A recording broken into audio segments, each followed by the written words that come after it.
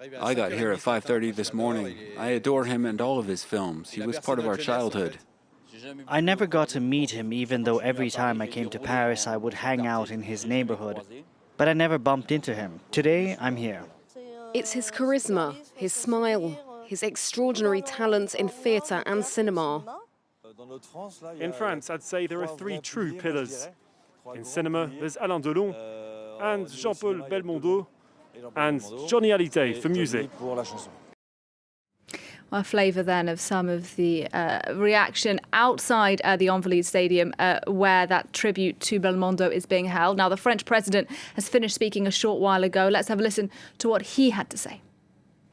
Jean-Paul Belmondo was like family, a brother, a cousin, an uncle, a seductive friend, a father out of the ordinary, a hero with 1,000 faces, whose career covers thousands of lives, including some of our own, and that have marked decades of life in France. An extract of the tribute being paid to Jean-Paul Belmondo today by the President Emmanuel Macron. And listening to that with me is our culture editor, Yves Jackson. Yves, you heard the President there. And it has to be said, it's really quite unusual, isn't it, to have a public tribute in this level to an actor. It shows how important he was to France.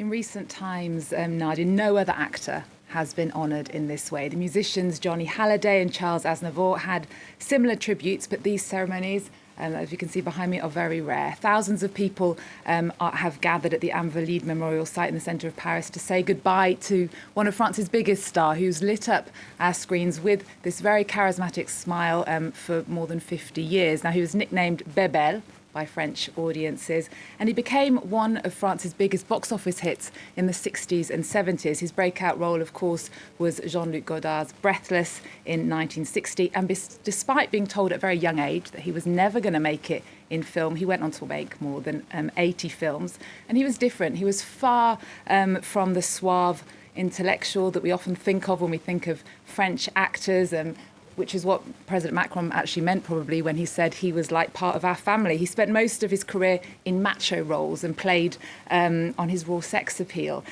He had roguish good looks, a wonky nose that he got when he was a boxer, when he was much younger, because in the beginning he was more interested in sport than acting.